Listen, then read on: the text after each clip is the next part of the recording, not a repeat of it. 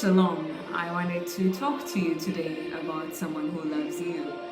Someone who loves you so very much. You are loved. You are loved. You are loved. You are loved.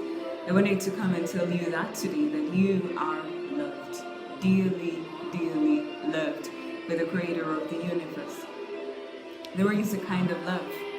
There is a kind of love that does not fail. There is a kind of love that stays.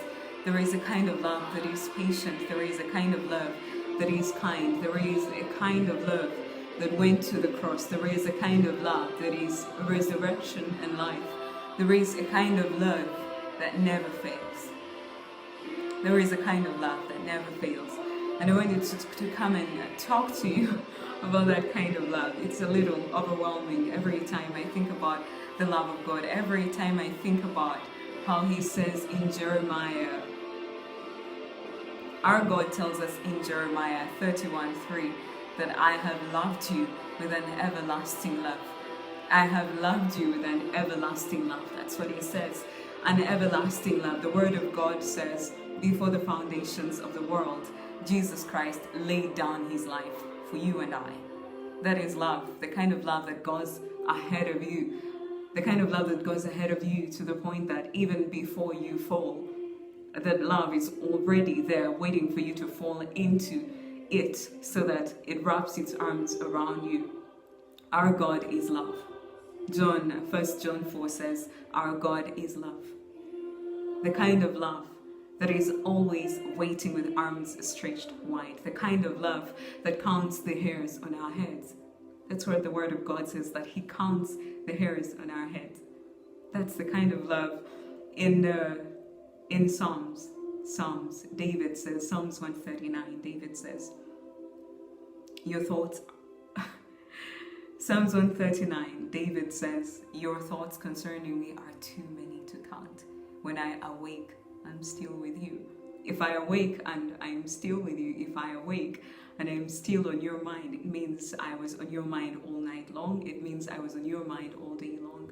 God's thoughts concerning us are compared only to the sands on every seashore. God's thoughts concerning us are only compared to the stars in the sky. Can you count the stars? Can you count the sand on the seashore? That is just how often he thinks about you. That is how often he thinks about me. What about the fact that he has written your name on his hand? He's written your name on his hand. Isn't that obsession? He loves so completely, so unconditionally. He has done everything. Everything that God has done in his word has always been in love. Love has been the only reason he's done any of the things he's done. Even his judgments are born of love, even when they seem a certain type of way, even when he seems violent. Often he's saving us from ourselves. God, every single thing he does is in love.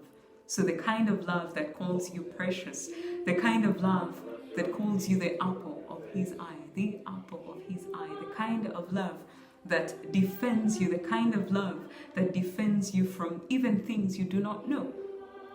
I mean, picture it in the spirit all around you. There are wars raging and there are angels fighting for you and you don't even see them. The kind of love that fights for you and does not even want credit. He loves you, he fights for you, and half the time you don't even know he's fighting for you. But the only reason you have breath in your lungs is because his love ran red. He went to hell just so you wouldn't go to hell. That kind of love. He was bruised, he was beaten, he was abused, he was rejected, you know? He was willing to stand alone, even though he was never really alone. He said, my Father is with me. Even if it seems I'm alone, my Father is with me.